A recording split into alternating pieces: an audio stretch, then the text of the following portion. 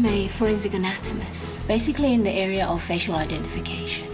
I'm a artist.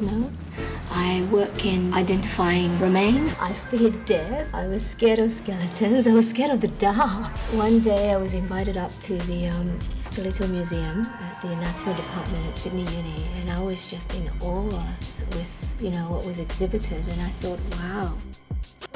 I studied science and I did honours in forensic anatomy. I then went on to do a PhD in medicine, specialising in facial identification, the forensic aspects of it. I developed a system of analysis which will more accurately confirm or disprove suspects from surveillance images. Not many people are in it. Surveillance cameras have only been into play in the past few years, so it's a relatively new field. I then became a consultant and just approached the police for cases. And from then on, I built my clientele, I built my networking, and now, starting to lecture at the University of Technology in Sydney. I've actually placed tissue markers at different locations. So when you want to build up the face, if you build it up muscle by muscle, it's more accurate. Facial reconstruction is always the last resort when all other traditional methods, such as, dental records, missing persons, gives no lead. But once we have a lead and someone comes forth and identify the person, you can then double check and confirm it with DNA. Once you have the gross dimensions of the face completed, you've added the eyes, nose, mouth and ears. To give that aging effect, you then have to use your artistic skills, because the ultimate outcome is to show the face in the media and let the public see and hopefully come forth to identify the person or give a lead to her identity.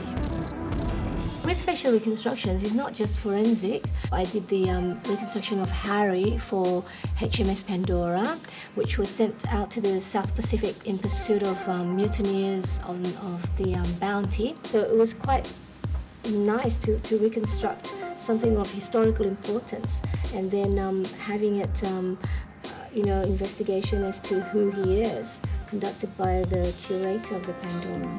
Why did you decide to become a forensic scientist? Because I love the human body, I love faces, passionate about them, but also the investigation process of it, finding out who did it, but not just who did it, like how they did it, and what are the telltale signs of the actual incident or the crime.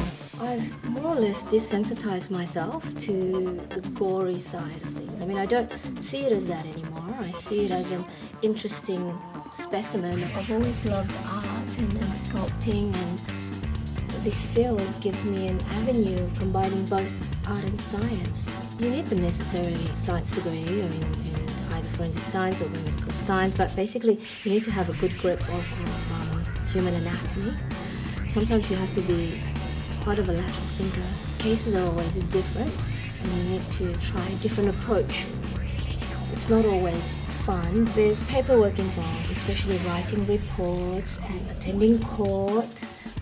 That's quite horrendous. Because you're dealing with sensitive issues, it does take its toll sometimes.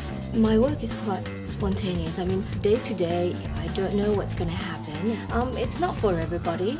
Obviously, it's not. I love what I do. It wasn't easy to get here. It took a lot of years of study. For me, it doesn't matter what you do as long as you're passionate about it and you become good at it. And I'm sure, you go far. I hope I will.